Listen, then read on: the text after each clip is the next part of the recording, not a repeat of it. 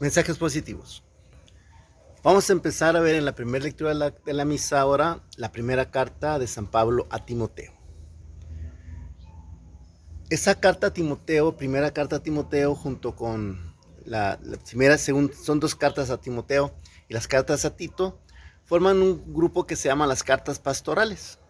Cartas que envía Pablo a dos de sus colaboradores, Tito, Timoteo, que los envió a fundar iglesias y después les manda las normas pues, para que puedan organizar adecuadamente esas comunidades. Unas cartas interesantes las pastorales. Hoy vemos en 1 Timoteo, en el capítulo 1, lo siguiente. Yo, Pablo, apóstol de Jesucristo por disposición de Dios, nuestro Salvador, y de Cristo Jesús, nuestra esperanza, te deseo a ti, Timoteo, mi verdadero hijo en la fe, la gracia y la misericordia y la paz de parte de Dios nuestro Padre y de Cristo Jesús, Señor nuestro. Doy gracias a aquel que me ha fortalecido, a nuestro Señor Jesucristo, por haberme considerado digno de confianza al ponerme a su servicio.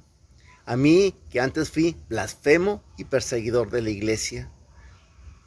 Pero Dios tuvo misericordia de mí, porque en mi incredulidad obré por ignorancia, y la gracia de nuestro Señor Jesucristo se desbordó sobre mí al darme la fe y el amor que provienen de Cristo Jesús. Así nos dice San Pablo en su introducción. Timoteo, su padre era griego, su madre era creyente, era judía. Por lo tanto, él tenía estos dos aspectos. Pero su madre, tanto su madre como su abuela, lo formaron en la fe cristiana. Dice San Pablo en, ¿cómo se llama? En 2 Timoteo 1:5 se menciona a su madre y a su hermana Eunice, y la madre y la abuela Loaida, dice que ellas lo formaron en la fe. Timoteo representa esa generación ya segunda. Ya no es esa generación ya no tuvo contacto con ese tiempo de Jesús, sino son los que ya van ocupando un segundo lugar. La gente que va llegando después. Entonces, la segunda generación del cristianismo. Es interesante por eso este personaje Timoteo. Es originario de la ciudad de Listra, y el nombre Timoteo significa el que honra a Dios. Eso es lo que significa el nombre de Timoteo. Pablo, cuando lo toman como discípulo, nos dice Hechos de los Apóstoles 16:3, él ve que es muy útil porque es muy inteligente, porque es muy versado en las escrituras, porque fue bien educado tanto por su madre como por su abuela, y entonces se lo lleva como discípulo. Pero sin embargo, como van a ir a Jerusalén, decide que se aplique la circuncisión. Creo, el único caso en que San Pablo cede en ese aspecto de la circuncisión, porque necesitaba no tener un problema extra, pues aparte de los muchos problemas que iba a tener, llevando a alguien que iban a decir que no era judío, pues. Entonces lo hizo circuncidar para que no tener problema con la gente que estaba ahí con ellos, ya que era gente muy, muy cerrada, Entonces San Pablo inteligentemente toma esa medida para evitarse problemas, pues circuncida a Timoteo. Timoteo lo acompañó en sus viajes misioneros, fue un gran colaborador de él. San Pablo es su hijo en la fe. Es un discípulo que completamente obtiene la fe de Pablo, por eso lo llama su hijo en la fe. Y Timoteo y Tito, los dos fueron colaboradores de Pablo, y después fueron los que se encargaron de empezar a organizar comunidades. La carta a Timoteo, la primera carta a Timoteo, a él lo llama afectuosamente hermano nuestro y colaborador de Dios en el anuncio de la buena nueva de Cristo, le dice, ¿verdad? Contiene una serie de recomendaciones prácticas sobre la necesidad de conservar y transmitir con fidelidad la tradición apostólica. Eso lo está en 1 Timoteo 6:20. También sobre los criterios que deben regir la elección de los ministros de la comunidad. En el capítulo 3, hablar sobre los diáconos y sobre los presbíteros, sobre el obispo. qué condiciones se necesitan para que puedan ser buenos ministros.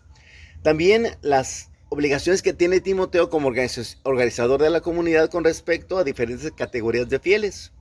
A los ancianos y los jóvenes, 1 Timoteo 5:1-2, a las viudas, 5:3-16, a los presbíteros, 5:17-22, incluso a los esclavos, 6:1-2. San Pablo le habla mucho del aspecto de que cuide la introducción de doctrinas extrañas, que ya estaban empezando desde ese momento a entrar las herejías, ¿no? En 1 Timoteo 3 le habla sobre cuidarse de las doctrinas extrañas. También le exhorta a practicar la piedad, el interés pastoral, para mantener sin mancha e irreprensible hasta la manifestación del Señor Jesucristo a la comunidad. Entonces, esta carta, repito, pertenece al grupo llamado las cartas pastorales, cuyo principal se me hace interesante ver cómo la comunidad se fue organizando. Esta carta tiene ciertas diferencias con respecto a las demás cartas de San Pablo. Diferencias que se puede explicar porque aquí más que no es una carta doctrinal como por ejemplo fue la carta a los Efesios, la carta a los Romanos. No fue una carta con un momento de exaltación como fue la carta a los Gálatas. Es una carta que tiene una finalidad muy clara, la organización de la iglesia. Entonces es una carta por eso yo siento que su lenguaje es diferente. Sin duda también ahí se apoyó en otros hermanos para redactar, para que quedara claro ese aspecto legalista. Es un poco más legalista esta carta, por eso son diferentes estas a las de San Pablo. Algunas hasta dicen que no son de San Pablo, pero definitivamente pues yo creo que sí, simplemente son diferentes porque es diferente la temática que está tratando.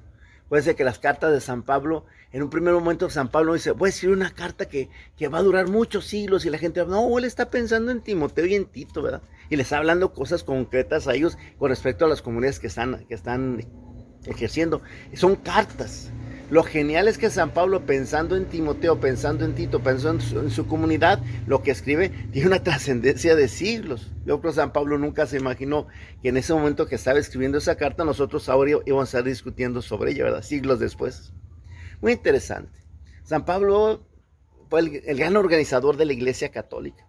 La Iglesia era un grupo de gente judía, completamente judía. Empezó la iglesia siendo netamente judía y estaba enmarcada en el mundo judío, y parecía que simplemente íbamos a ser un grupito más dentro del judaísmo, como eran los fariseos, como eran los saduceos, como eran los esenios. Pero no, el cristianismo tenía un germen diferente, un germen de catolicidad, de universalidad, y San Pablo fue un instrumento indispensable en las manos de Dios para que eso se pudiera llevar a cabo. Y ya en gente como Timoteo fueron los que le ayudaron pues a poder abrir camino a algo diferente, completamente diferente. Ya estas comunidades ya son diferentes de las comunidades judías, ya no es la organización que tenían las comunidades judías, sino una organización completamente nueva, diferente. Y repito, lo interesante de eso es que es la primera generación, se está empezando, están abriendo puertas, están empezando a abrir un mundo nuevo. Completamente nuevo. Eso es lo interesante de esta primera carta a Timoteo. Bueno, la vamos a estar viendo en estos días. Ojalá que le podamos sacar provecho. Tarea del día de hoy, pues, yo creo que muy obvio, darle una leidita a esta carta, primera carta a Timoteo. Darle una leidita así general para que más o menos vayamos viendo. Acuérdense que es importante que abramos la Biblia. Es importante que lo que aquí vamos viendo lo corroboremos nosotros al abrir nuestra Biblia. Entonces el día de hoy abre tu Biblia y ve la primera carta a Timoteo. Ve la introducción que venga ahí en la Biblia, léela con cuidado y dale una leidita así general a toda la primera carta a Timoteo para que más o menos veamos lo que vamos a platicar en estos días siguientes, ¿de acuerdo? Ándeles pues. Mensajes positivos.